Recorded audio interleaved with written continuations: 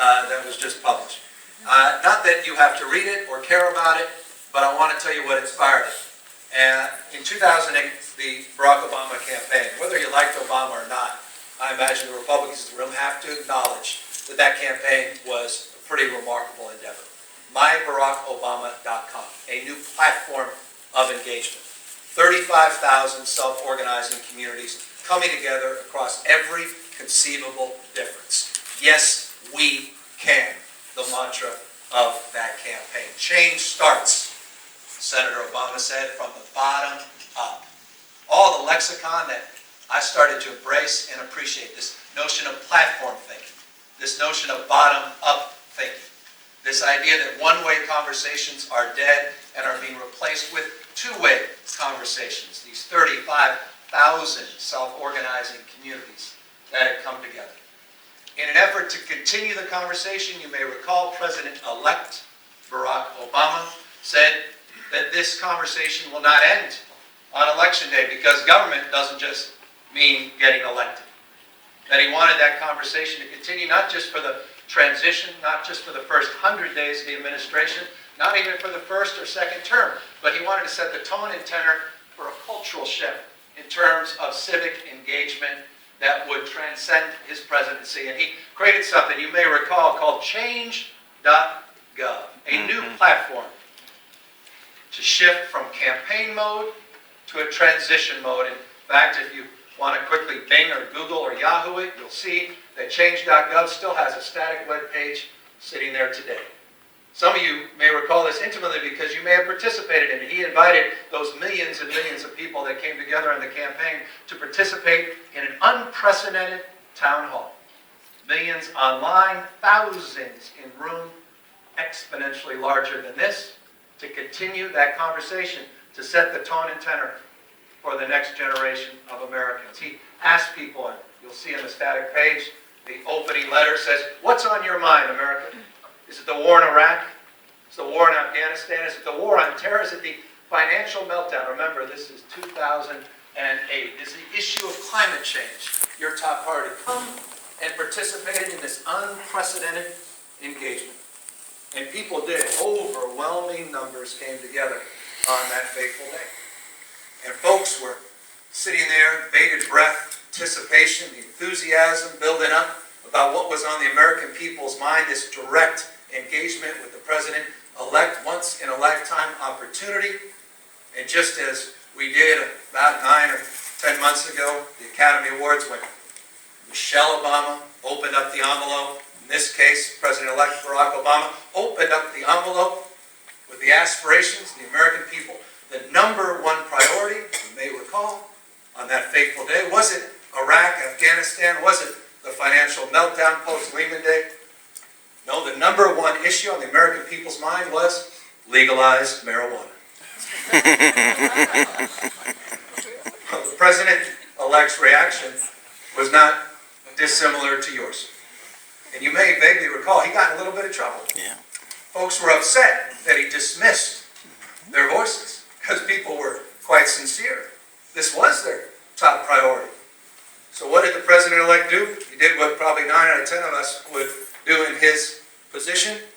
He turned off the site for reconstruction. It was just too overwhelmingly possible. People loved it. It was too popular. I'd fix it.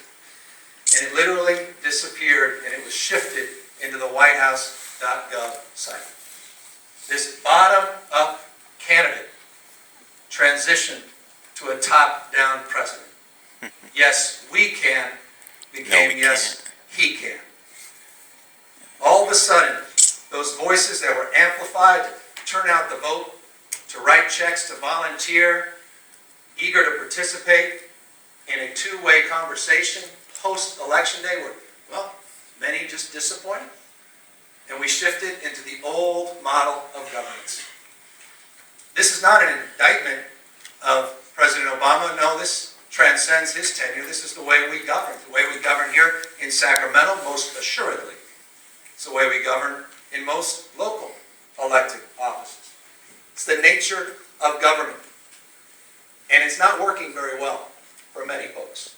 People are growing increasingly frustrated because the world around them is changing radically, but government is not changing at all. To wit, the inspiration for a 2-year process where I traveled the country looking at best practices and started thinking about the ways technology can help us not get elected, but technology can help us to engage citizens. My belief is this, that we don't do things with people in government. We tend to do things to people in government. We treat citizens as subjects. You're inert. You vote, I decide. That's the old top-down model. It has served us well in government for centuries. Heck, it's even served the private sector well, hasn't it? For centuries as well. But as Don Tapscott and others have been writing about ad nauseum, people are reconciling this fundamental fact, particularly in the private sector. The industrial economy has run out of gas. It has served us extraordinarily well for a century and a half. But you see the contours of this radical shift away from top-down hierarchical institutions that are being flattened as people are getting more involved and power is shifting from centralized organizations. It's being distributed and decentralized. Think about the media industry. I remember sitting there with Phil Bronstein. Remember him? You may only remember him as the guy who married Sharon Stone. His foot was eaten by some dragon or something down in the zoo in Southern California. Well, Phil was the editor of the San Francisco Chronicle. I remember sitting there, it wasn't that long ago, when Phil was in a room, not to some of this, and someone says, hey, Phil, talk about the future of the newspaper. And they said, hey, what about this guy, Phil, this guy named Craig? And he goes, well, Craig who? He goes, oh, that guy Craig with the list. And Phil goes, oh, no, Craig Newmark. Craig says, yeah, no, he's a friend. We got this. Don't worry about that. It's a shiny new object. We're paying some attention. Well, as you know, Phil's no longer at the newspaper. 79 major newspapers in North America have gone out of business. It was flattened. The old top-down, hierarchical, centralized, organized, big media, one to many, flattened by technology, just like that. I remember being mayor, wasn't that long ago. God, it's good to be mayor. 2004. Not just for other reasons, being lieutenant governor, I know what you're thinking. But it's good to be mayor, being mayor of San Francisco at the time, 2004, I remember sitting there, front row seat, big Moscone events. Thousands and thousands of people.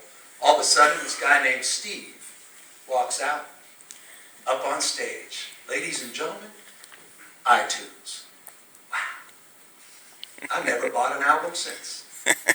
Steve Jobs was listening, and Sean Parker was going after Lars Ulrich. Remember the Metallica Napster fight? And he's sitting down there in Palo Alto going, I got an idea. Music industry, flat. Like that, overnight. Technology, leveling, old, industrial, one to many, one size fits all. You like that one song? Well, you're going to have to buy the whole album. Those days are over. My uncle, you may have an uncle like this. He passed away a few years ago, but about half an hour from now, a few years back, he'd be at my restaurant, the Balboa Cafe. That is a plug. And he'd be on his second or third martini, and you'd get him, he'd been retired for years, but he'd talk about the good old days. Oh boy. Stockbroker downtown on Montgomery Street, I think 235 Montgomery, the old Rust building. Used to be the tallest building on the West Coast, until they built all those other buildings, but boy, that was a great business to be in. He did well. Those are the carnation days, remember? To work, put a hat on, leave, you would buy one, you don't remember this, Conrad, you're too young. Used to be you buy one share of something and charge you $150 to $200 for commission. It's the good old days. Until a guy named Chuck came along, screwed up the whole business. Chuck Schwab, this discount brokerage, E-Trade, all this technology, flattening, leveling that old system where you had no choices. All of a sudden now, technology creating choice, real competition. The old model now making way for a new model. Heck, you can't go anywhere. I don't see it as much up here, but boy, I was just back east, and I thought it was just out here on the West Coast, but If I see another pink mustache on a car, share economy, Airbnb, Lyft, you know, this guy named Travis with this app called Uber. All of a sudden now the taxi industry outraged. We've had a monopoly for years. Ours is an industrial model. Can't get a cab? Well, just raise the fares and maybe we'll add a cab or two. No, all of a sudden technology is going to level that industry. Just like that. You're seeing the contours of change everywhere. But government, we're on the leading cutting edge of 1973. You know that. Isn't that when the architecture was built at the DMV? Right? $208 million. I love this. I love everyone. Boy, I can't believe this Obamacare stuff. It's so remarkable, the ineffectiveness of this president, his incompetency. Clearly, he should have stayed in the legislature. If he just ran a small business, he'd understand. You know what's the most amazing thing to me about the healthcare.gov debacle? Is how unremarkable it is. Give me a break. You saw Standish Group. They do a report every single damn year on government technology. I'm not making this up, look it up. 94% of large-scale IT projects go exactly the way of healthcare.gov. 96%. When you blend in all state, local, and federal large-scale IT projects, do you know how many come in on time in that budget? When you blend it. Now I'm giving you all those fancy local folks that really know how to get things done. And all you folks here statewide that really know what you're doing. 5%. 5%. 40% in that report just came out. 40% of all the large scale are completely abandoned. Abandoned. So is it any surprise I used 1973 approximately, DMV? Remember the front page of the LA Times a few months back? 9 months back. $208 million HP enterprise service contract. Abandoned. $135 million spent. Had to start over. Head of the DMV, dangerously antiquated system that could collapse any minute. That's the status quo. Surprise you, those that worked on the new MyCalPERS? Oh boy, 49 old independent systems into one network.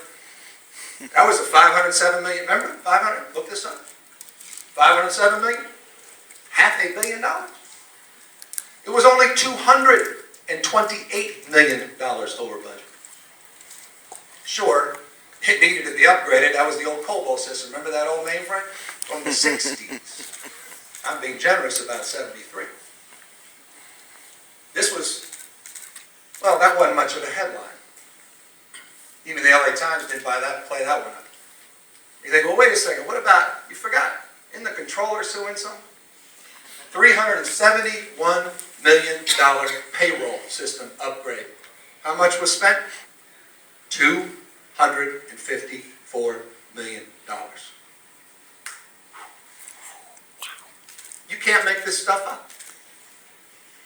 You know the irony of all this, and I'll get to the real whopper in a second, is I bet if you poll the people of the state, probably 7 out of 10, you get their blood boiling if you brought up the scandal last year. The scandal at the Recreation and Parks Department. It was just outrageous. You believe that, Bob? They spent money. Yeah, well, wait a second. No, they didn't spend money. That's right, that was outrageous. They didn't spend money they had in that account. What a scandal. Sacramento was shuttered by this scandal. Editorial after editorial after editorial. Remember that? We had all those budget cuts, closing down parks, and it turns out they had this little separate account with millions of dollars and they weren't using it to keep the parks open. But they didn't spend any money. Still there. It's all good. But I just gave you the CalPERS. Some of your money that was spent on that $228 million cost overrun. All our money, because all of us drive, fees and registration, that was the upgrade in that DMV thing, your money. We spent, it's gone, it's over. done. Payroll, overdone. Lawsuits. Who's spending money on the lawsuits? All of us, general fund. But how about the best of all, a case management system? Oh, this is a golden oldie for some of you. Remember that? Oh, we had it all right, didn't we? 2004. Yes, we can. Even before Obama.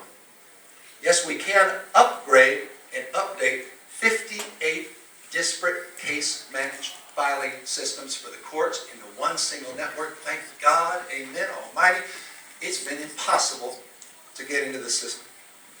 $260 million, ain't cheap, but hey, it's a big project. $260 million is going to be done in 2008. Remember, one that long ago, someone said, hey, whatever happened to that project? It's 2010, 11. Remember we did the audit? We spent, I'll never forget this, look it up, $333.3 million. Easy to remember. $260 million project, going to be done in 2008, a couple of years passed, they decided to review it, $333.3 million. Someone said, well, now what? Is it close to being done? They said, no. It could get done if you want it to get done, and they gave us an option. Remember, this was front page. This wasn't even front page, but this got some, I think SACB did a little thing on this. $260 million to $333. They said, here's what we need to do. We need to spend $8.6 million more. Literally look this up, because this really, you can't make up. And we'll analyze, if you give us $8.6 million, we'll analyze whether or not we can ever get this thing done. And we'll come out with a report. They did. They said we can get this done, not for obviously $360 million. We already spent $333.3. One subcontractor over 103 change orders. 103 damn change orders. Your money. We can get it done not for $460, $560, $760, $860. Hell, $1 billion, come on. Billion? $260 million to start. 1.1, 2, 3, 1.6 billion, $1.9 billion was their analysis. By 2015. Don't worry. Well, obviously we abandoned that commitment. And we still have an antiquated court filing method. So all this begs the question, those are just 4 relatively recent IT examples. I added in the federal example. How can you be serious in a world where the industrial economy is being flattened?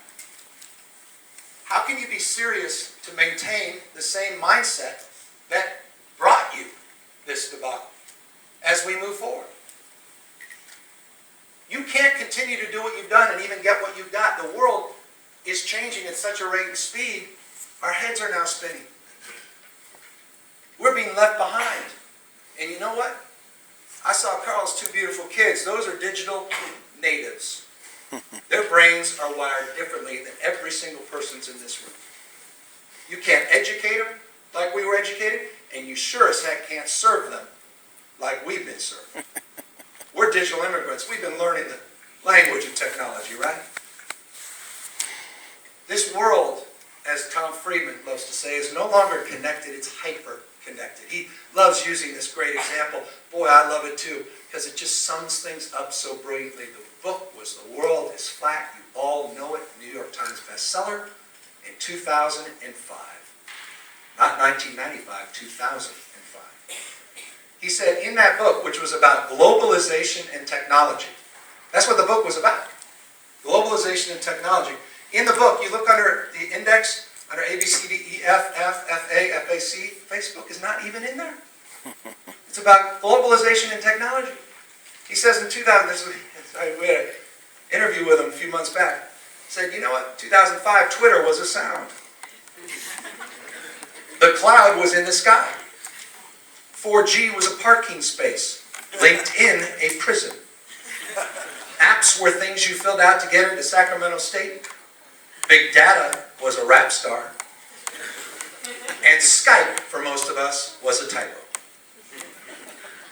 Those things didn't exist, and now they're ubiquitous in our lives. No longer connected, as he said in 2005, but hyper-connected. And the convergence now of technologies, my gosh, genomics, synthetic biology, artificial intelligence. I have a winery. They printed out, I'm not even making this up, a few weeks ago, a bottle I'd never seen for our new winery. I said, what do you mean you printed it? They said, we printed it. That's why you've never seen a bottle like this. They pushed send on a computer. Additive manufacturing, robotics, artificial intelligence. Was anyone surprised watching 60 Minutes last night? Give me a break. They've been delivering pizzas in Germany with drones for years, Jeff Bezos. Big deal, delivering a book 4 years from now in 30 minutes or less. Convergence of technology, no longer connected but hyper-connected. Continue to do what you've done. Remember that old saw? Continue to do what you've done, you'll get what you've got. No longer. Give me a break. Look at New York Times bestseller list today. Tyler Cowen wrote The Great Stagnation, just wrote a new book, Average is Over. You haven't read it, read it. Woody Allen was wrong. 80% of life is not just showing up. That was the old industrial mindset. That may be true, but no longer. You're competing on a global curve, not just with cheap labor, but cheap automation, cheaper robotics, cheap software. And most ominously, we're now competing with cheap genius. The global curve has risen. So must we. Let me close. Connect some dots. Because all that may be theoretical, not mean much.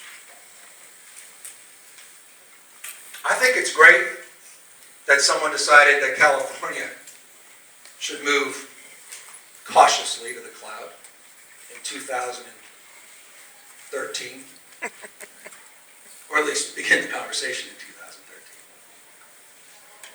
I think that's wonderful. I do.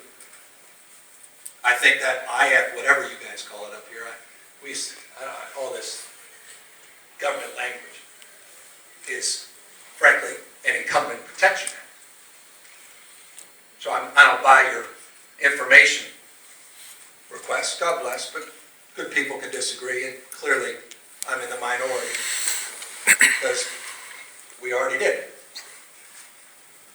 But Christ, you know, the cloud was conceived, aspects of it, in the 1950s. Oh, you know, just do a little Wikipedia search on the damn cloud. All right, sure, the 60s it started scaling.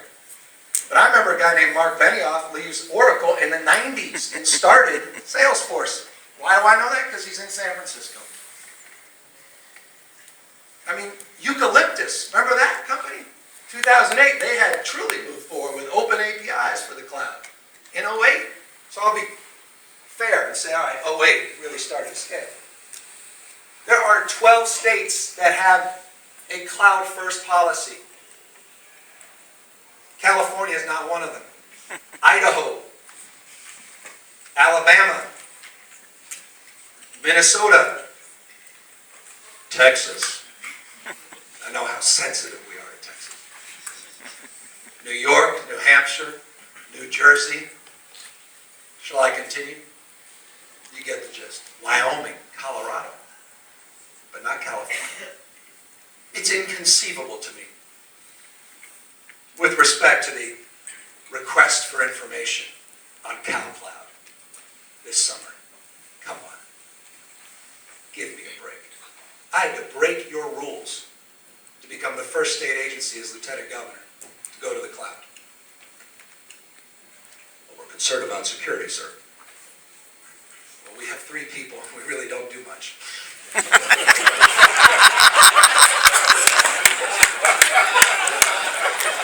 I'm just kidding.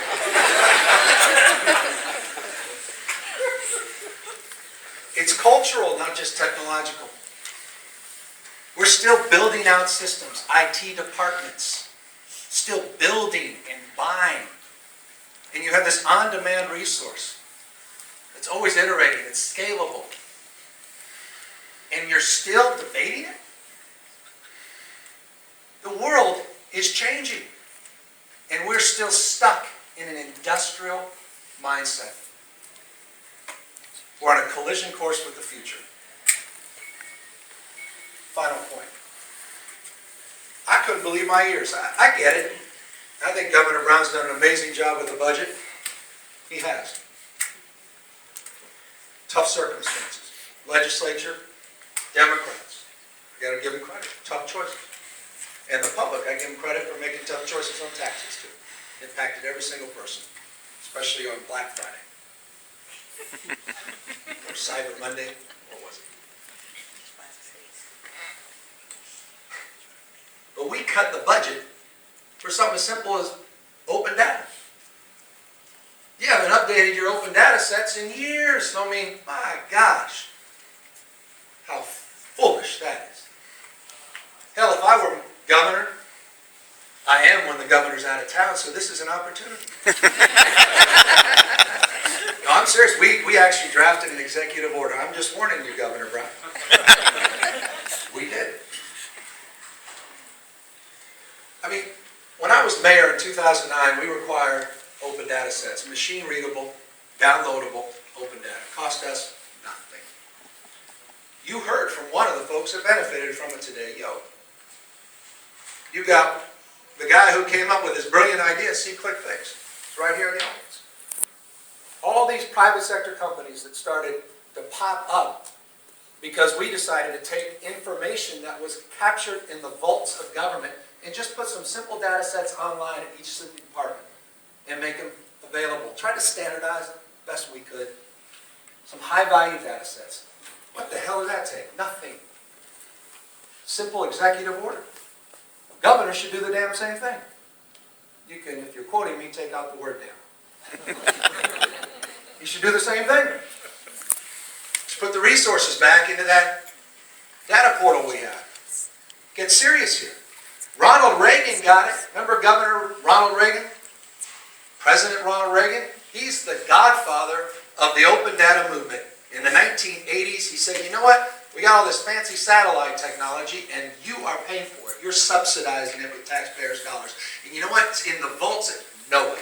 National Oceanic Atmospheric Association. It's doing us really well. But my gosh, after a tragedy where a plane was shot down in airspace over Russia, they thought it would be the right time to consider the impact of that data if made available to private interests. And took that data, and every single one of us in this room has been a beneficiary with a simple thing called GPS. We all have AccuWeather, Weather Channel. Billions and billions and billions of dollars of economic activity. Cost taxpayers not one penny. Millions and millions of jobs. What else exists in the vaults of your agency that was subsidized by the people? What right do you have to claim it when it's ours? I think about that. I chair state lands, something the Lieutenant Governor does do. And we're now moving forward to start getting standardized data sets to make those available. We're doing something called OpenGov to make all our budget online and easily navigable. We're starting to get serious about not just preaching, but practicing some of these principles. Every state agency should be doing the same. But what it requires, yes, Carl was right, leadership. Doesn't require money, it requires leadership. A new mindset towards a new default. Cloud and open government. Not the current default, which is opacity, opaque, closed, industrial, top-down, hierarchical. We're in a world of radical openness.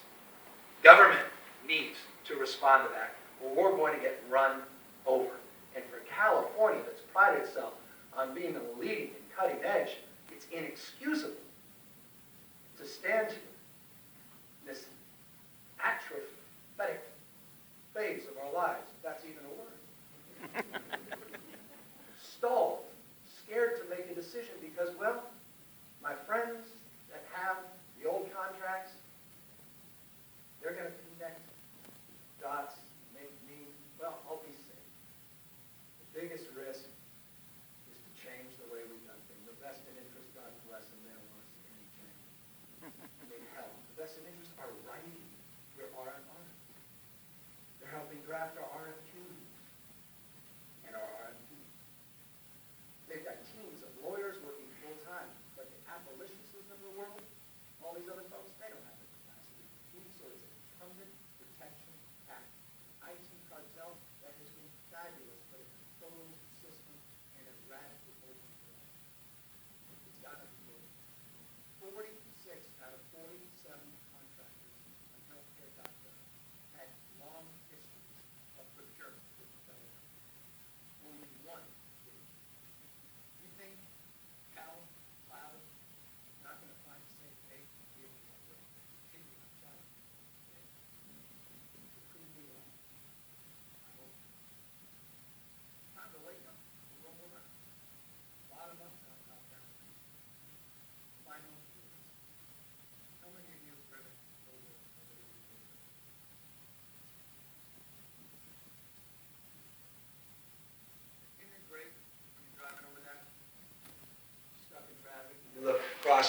Man, that old Bay Bridge was ugly. But it's great to be able to see it, right? Before it's torn down. What a wonderful analogy, I guess, to these two worlds, the old and the new. There's the old Bay Bridge, built. I know the engineers in the room will disagree with me, but let me just at least make an argument. Built top down. It's closed. Literally, truss system closed. Built in the 30s. Built to last. Built to last. Inflexible, but mighty. Old, industrial, simple. And here you are on that new Bay Bridge, open. Flexible, by definition, right? Not built to last, designed to change. Think about that, IT folks. Built bottom up. You watch that? Those cables get built on and on. Old and the new. Next time you're driving by, think of that in the context of shifting our cultural frame of reference as it relates to moving in the direction we need to be. You cannot sell industrial thinking in a communication age any longer. We're in a collision course with those two beautiful kids that are buying things online in real time. They're designing their shoes on Nike.com, and then they're running right into a line at the DMV. It ain't going to work. The gig's up. So that's my message. I want to just make one final 13-second thing. I want to end as I begin. This is not an indictment of any of them. And it sure as hell ain't one of college coming after me. He just started a couple years ago. But it's an indictment of the system. And you all inherited it. And we've got to break this thing up. And you need cover to break it up. The procurement process, in and of itself, could radically